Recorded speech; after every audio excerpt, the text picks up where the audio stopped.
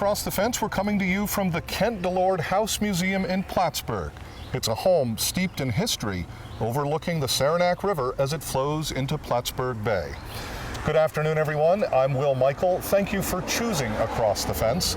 And to begin today's program here in Plattsburgh, I want to welcome and thank our host, Don Wickman. Don, it is a pleasure to be here and a pleasure to be with you. Yes, and it's always fun to be on Across the Fence, Will, and thank you for crossing the lake and coming to Plattsburgh. Now, folks need to know that you're the director of the Kent DeLord House Museum, and with this as our backdrop, tell us a little bit about the home and its occupants. Okay. The first portion of the home actually dates back to 1797, and then it has been added to over the years, but we really categorize three generations of the DeLord family. Henry and Betsy DeLord purchased the house in 1810. He added to it two subsequent times to make it pretty much what you see in the front of the house is what he constructed by 1815. And Henry was just a self-made man in this area, very well respected in the village of Plattsburgh at that time. A local business person. Yes, but actually not too local because he was born in Nimes, France, and then in the late 1790s moved from France to Haiti to Peru, New York, and then decided that the place to be was the burgeoning village of Plattsburgh. And he really was that self-made man, selling out of his gardens here. He had a red store. He did very well, except that he went into bankruptcy because he offered credit to American soldiers during the War of 1812 and was never paid back by the soldiers or the federal government. And the war becomes a huge piece of the story and the home museum, correct? Very correct. During the British invasion in September of 1814, British Royal Artillery officers were actually quartered here. And they helped to vandalize, well, they didn't probably, but helped to vandalize the place for the second time because it was done also in 1813. Now, one of the things that I personally wanted to ask you is the concept of a house museum. And I don't want to misspeak, but do those always go together, or is it a house and a museum? In this one, it does go together because we are really a time capsule here. After Henry and Betsy, Henry died early because of a lot of the stress faced on his bankruptcy and financial situation. But then his daughter married a Henry Livingston Webb, and she was brought up here for her and Henry Livingston Webb actually wed in one of the parlors here at the church, at the house. And so we have that second generation, and we have artifacts from the Webb family here from Connecticut. And their daughter married a Frank Hall, and it was upon her death in 1913 that the DeLord family line died out. And basically, I use this casually, is that the DeLords would be today in the 21st century would be almost called hoarders because they didn't throw out a lot of material. Which in some ways begs the question, how old is the museum? When you walk through and all this history around us, how old is it? Okay, officially it dates back to 1928. That was 15 years after Fanny DeLord Hall died. And it had been left to her caretaker, but there was a Mrs. Jeanette Tuttle, of a regent in the local DAR, that was pushing very hard to have this house become a museum because it was so vitally important. And she worked with William T. Miner, who is responsible for Heart's Delight and the Miner Museum. He was one of the creators of the Central Champlain Valley Physicians Hospital.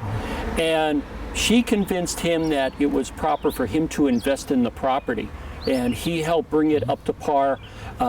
He did first interpret it not as the DeLords, but as a colonial revival home. But a lot of credit goes to William T. Miner, but the unsung hero is Jeanette Tuttle. Now, as a longtime historian, now the director here at Kent DeLord, what do you describe when people say what's special, and you say, wow? That's a good word for it, is wow, because it's like I said before, it's a time capsule. We have portraits here that go back to the Webbs from the 1770s, and then we have most of the DeLord family in portraits also. when the British evacuated here after the battles of Plattsburgh on September 11th, the artillery company left behind a mess chest. And it's one of the most important artifacts left here. We got the family silver on display. And that's why I said earlier, some of the military history. Right. Again, wow, fascinating, because there isn't, it's almost like there isn't one piece. There is not one piece that defines something. There's so much. Right, we are layers of history here from 1810 to 1913. It's a wonderful collection that represents the history of Plattsburgh. And the three generations of the DeLord, Webbs, and Halls were very giving people also. They were a very big part of the community, which is something that we also try to talk about, is the sharing of their time and giving back to the community. Don, are there other, I know there are, special exhibitions, events, other pieces that people can see that you want to share with our viewers today?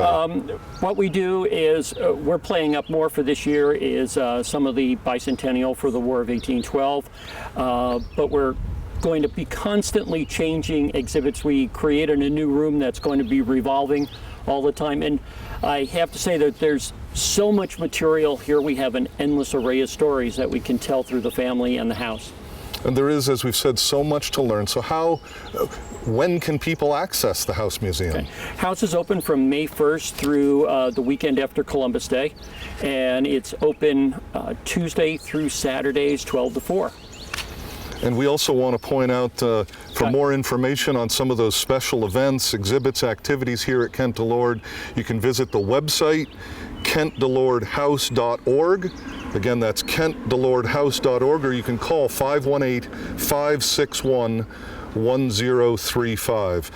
Don, I can't thank you enough for inviting us here today. We're not done yet, so it's just been wonderful to visit with you and learn more about the story of the Kent DeLord House Museum. It's always good to see you, Will, and it's fun to explain what this icon is that Plattsburgh has right on this location.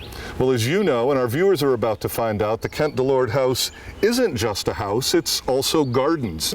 The DeLords literally love to garden, and so now we're going to join UVM Extension horticulturist Leonard Perry for the rest of the story here in Plattsburgh. Leonard? Well, thank you, Will. With so many historic homes in the region, I think it's very exciting to be here today at the Kent DeLord House Museum Gardens to take a look at a lovely recreation of some gardens of various periods. With me today is Donna Bell to explain what's going on here. Thank you so much, Donna, for being here. Thank you for being here. And now, what is your role here in these lovely gardens?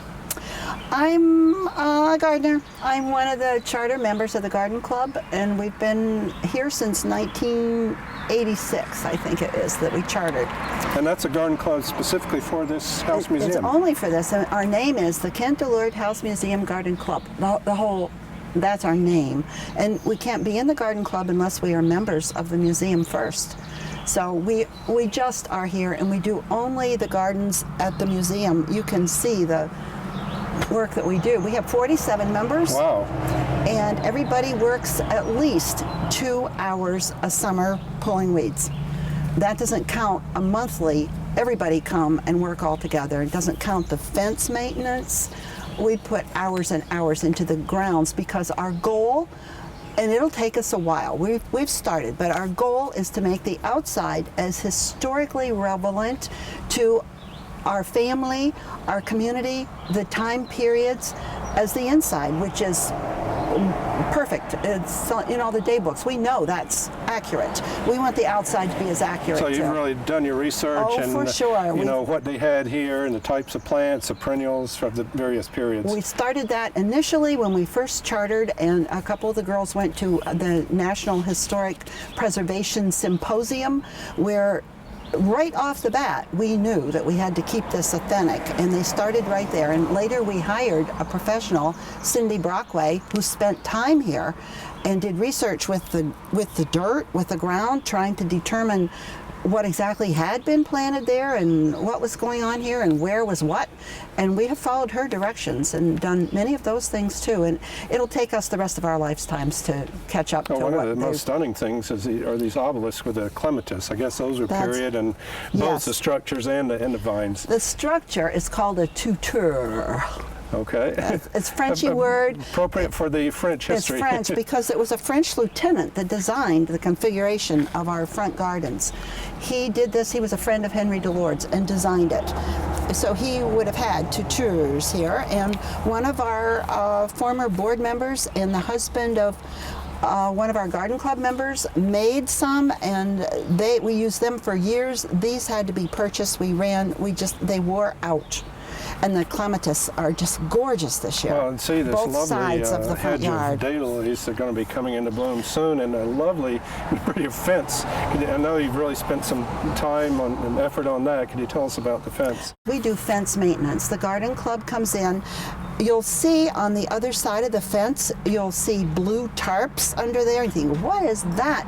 It's because 2 people will come with bleach and brushes and scrub brushes, and they clean one section a week of that fence, both sides, and hoses. Amazing. And they have to put tarp under there because we have put this fine gravel around everywhere, not like in Henry DeLord's day when it would have been your broken dishes and your rags to keep the weeds down. We put in gravel. It's more pleasing today to have that than junk here. So I notice a plaque down here, and you have the red, white, and blue theme going with the annual flowers.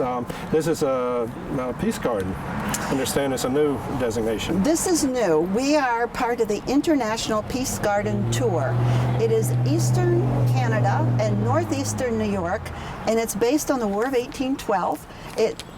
They have chosen gardens, places where there were terrible war stories.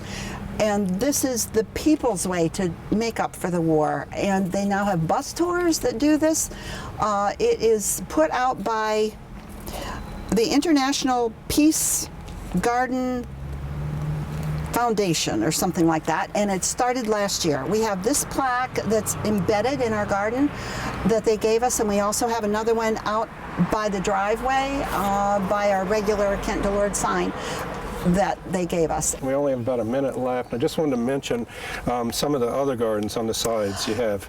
On the east side, I guess, is a Victorian garden you were talking about? Right, that is the Victorian garden, and in the Victorian garden, right out Fanny's bedroom window, today, exactly a white rose is blooming, and in her day book, she talks about the white rose outside her bedroom window. So that's very authentic for that period. She was the last inhabitant of this home, and it is the right rose.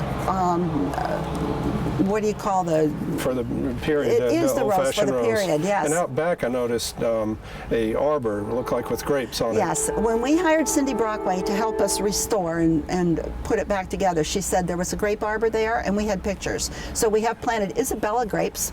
We're waiting to get enough to make wine. Right now, we can only do jelly. And I know on the side there, you also don't have gardens, but I understand you had a vegetable garden there, but you've kept it open just because you've recreated the paths, but you've kept it open because you have reenactors there and they need the space for that.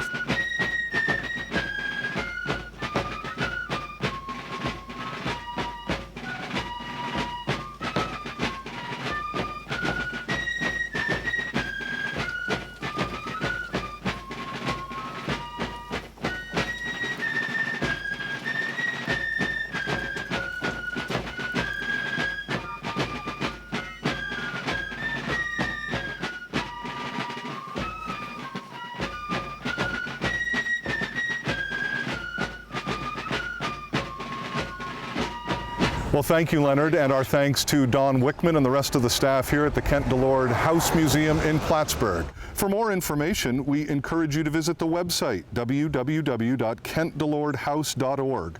The website has directions, the hours of operation, and a full listing of the many special events that take place here. You may also call, and the number is 518-561-1035. And that's our program for today. We know you have choices, so thanks for choosing us. I'm Will Michael, inviting you to join us back here each weekday afternoon for another visit across the fence.